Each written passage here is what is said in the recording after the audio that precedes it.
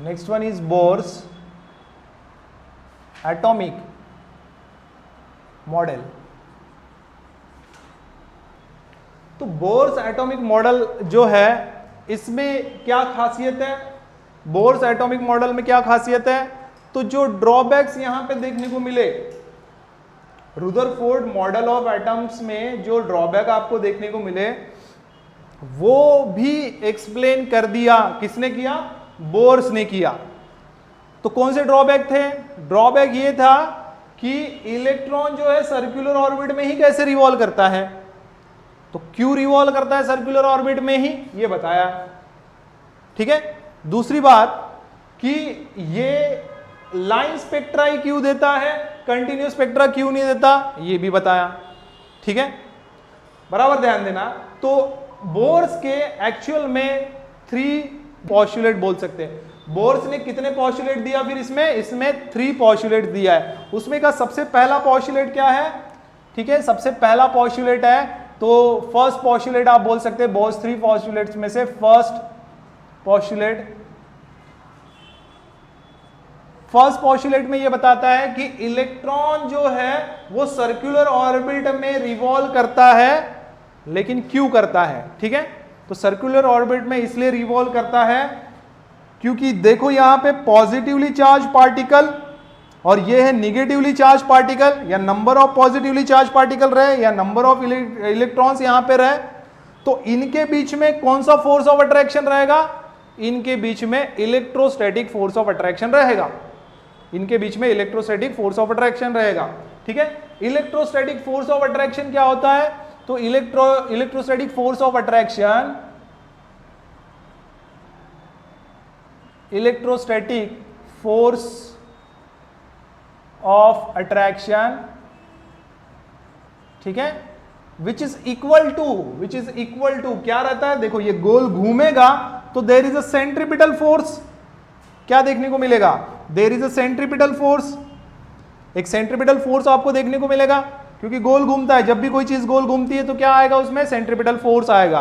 तो यहां पे सेंट्रीपिटल फोर्स भी एक्ट होता है और यहां पे इलेक्ट्रोस्टैटिक फोर्स जो है वो भी एक्ट होता है, और ये दोनों फोर्स एक दूसरे को बैलेंस करते हैं, इसी वजह से ये इलेक्ट्रॉन जो है सर्कुलर ऑर्बिट में रिवॉल्व करते रहता है। ये रीजन बताएं। ठीक है, विच इज इक्वल टू आप क्या बोल सकते हैं, सेंट्रीपिटल फोर्स ऑफ अट्रैक्शन। ठीक है, सेंट्रीपिटल फोर्स ऑफ अट्रैक्शन या सेंट्रीपिटल फोर्स बोल सकते हैं आप वहां पे। सो इलेक्ट्रोस्टैटिक फोर्स, दो चार्जेस के बीच में, देखो ध्यान देना यहां पे, अगर दो चार्जेस है, आपने बोला था ये इस तरीके का एक चार्ज आपने लिया, ठीक है, ये इस तरीके का चार्ज आपने लिया, कूलम्स लॉ अगर आपको याद होगा तो, कूलम्स लॉ, ठीक है, कूलम्स लॉ आपने देखा था इसके पहले, अगर दो सेम तरीके के चार्ज पार्टिकल है देन दे विल रिपेल, एक पॉजिटिवली चार्ज है एक निगेटिवली चार्ज है, तो ये एक दूसरे को क्या करेंगे, अट्रैक्ट करेंगे, बराबर है।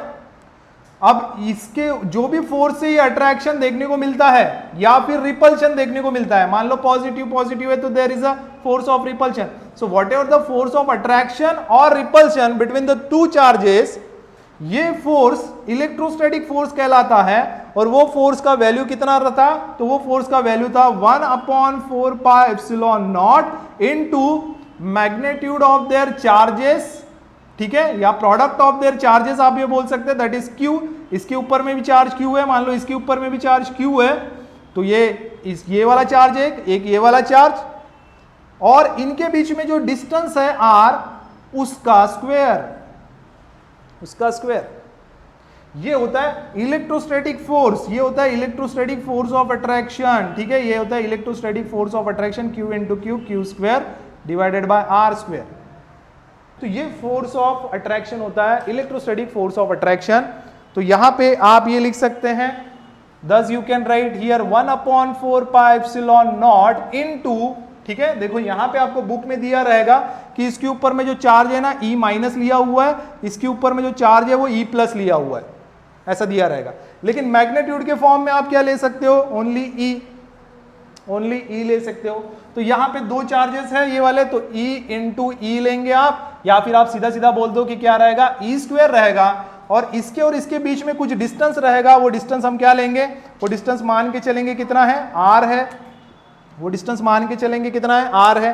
तो यहां पे हो जाएगा this r square and which is equal to centripetal force. Centripetal force आपने सर्कुलर मोशन में पढ़ा है, इस इलेक्ट्रॉन का कुछ मास रहेगा वो है m, और ये मूव करेगा तो कुछ वेलोसिटी से मूव करेगा, ठीक है, that velocity we consider here that is v, इतने वेलोसिटी से ये मूव करेगा।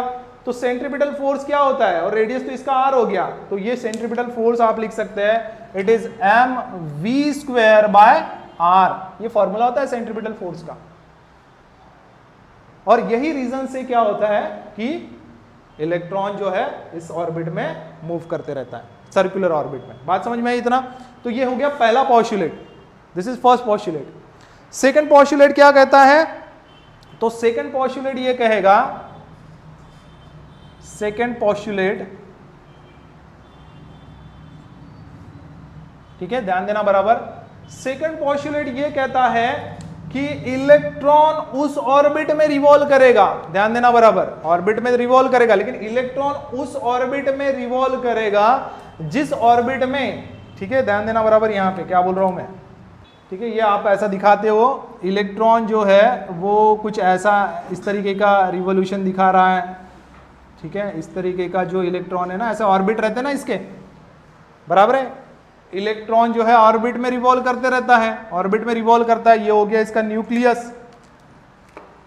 तो यहां पे सेकंड पॉस्टुलेट ये कहता है कि इलेक्ट्रॉन उस ऑर्बिट में रिवॉल्व करेगा जिस ऑर्बिट पे क्या होता है, उसका एंगुलर मोमेंटम, उसका angular momentum that is L, ठीक है, उसका angular momentum L is integral multiple of, angular momentum L is integral multiple of h divided by twice पाया होता है।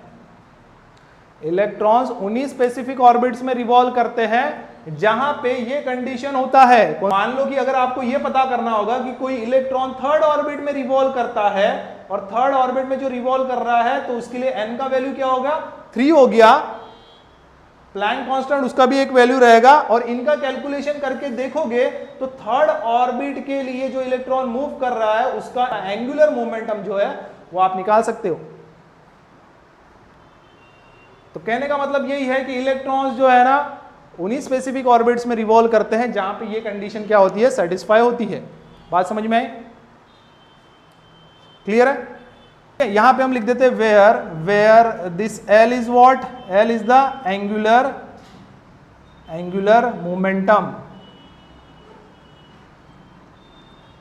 Angular momentum. उसके बाद में this H is what, Planck's constant, ठीक है, प्लैंक कांस्टेंट की जो वैल्यू है वो है 6.63 into 10⁻⁻34 joule into second. Okay, इसके अलावा n क्या है, तो n यहां पे प्रिंसिपल क्वांटम नंबर, ठीक है, this is what principal quantum number, या फिर आप क्या बोलो कौन से नंबर का ऑर्बिट है, पहला है, दूसरा है, तीसरा है, कौन से नंबर का ऑर्बिट है, ठीक है। तो ये हो गया इसका सेकेंड पॉस्टुलेट। अब देख रहे हैं हम थर्ड पॉस्टुलेट, ठीक है, this is Bohr's third postulate. और थर्ड पॉस्टुलेट में ये कहता है कि जो आपको लाइन स्पेक्ट्रा मिल रहा है ना, जो मैंने आपको बताया यहां पे ये जो लाइन स्पेक्ट्रा आपको मिल रहा है, तो ये लाइन स्पेक्ट्रा एक्चुअल में क्यों मिलता है, क्योंकि यहां पे जो होता है ना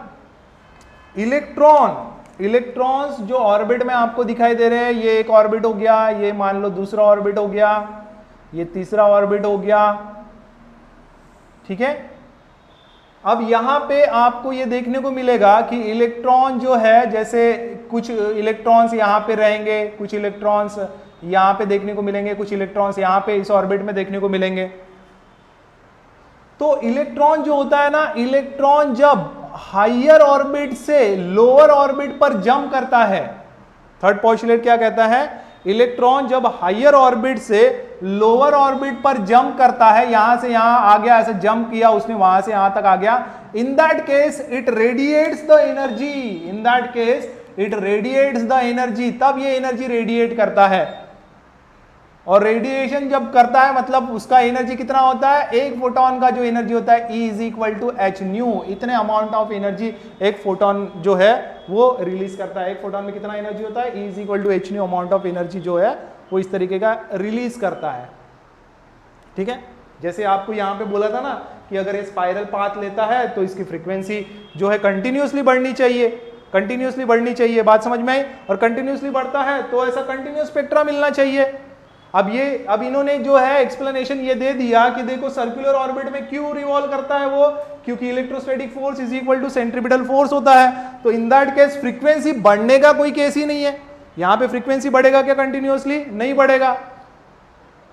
कंटिन्यूसली फ्रीक्वेंसी बढ़ेगा नहीं बढ़ेगा, और फ्रीक्वेंसी कंटिन्यूसली नहीं बढ़ेगा तो कंटिन्यूस स्पेक्ट्रा नहीं मिलेगा। लेकिन स्पेक्ट्रा आपको मिलता है, कौन सा स्पेक्ट्रा मिलता है, लाइन स्पेक्ट्रा मिलता है। तो लाइन स्पेक्ट्रा क्यों मिलता होगा, जब उसको कुछ फ्रीक्वेंसी मिलती होंगी तभी तो लाइन स्पेक्ट्रा मिलता है। लेकिन फ्रीक्वेंसी कब मिलती है, तो फ्रीक्वेंसी तब मिलती है जब इलेक्ट्रॉन हायर लेवल से लोअर लेवल पर जंप करेगा। In that case the energy releases, in that case we get some frequency, तब आपको कुछ फ्रीक्वेंसी मिलेगा।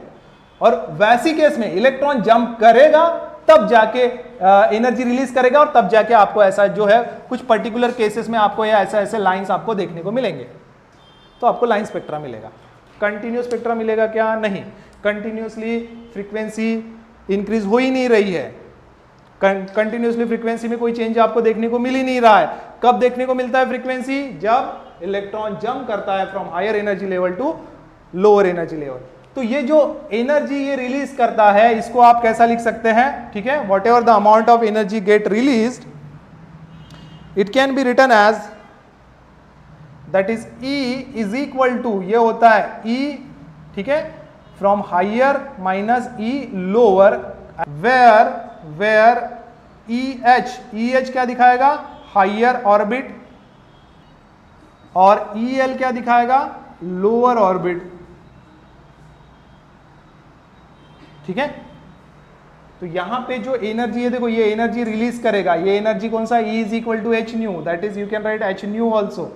ठीक है, या फिर ऐसा लिखो, इधर लिखो, या फिर E is equal to EH minus E low, that can also written as h nu. ये जो एनर्जी है रिलीज करता है कितना, एच न्यू। कब करता है, हाइयर पे देखो, हाइयर पे कुछ एनर्जी रहेगा यहाँ पे, मतलब EH कुछ रहेगा यहाँ पे, इस ऑर्बिट में कुछ एनर्जी रहेगा, और E लोअर यहाँ पे कुछ एनर्जी रहेगा, और EH माइनस EL अगर आप करते हो तो there is a difference in the energy.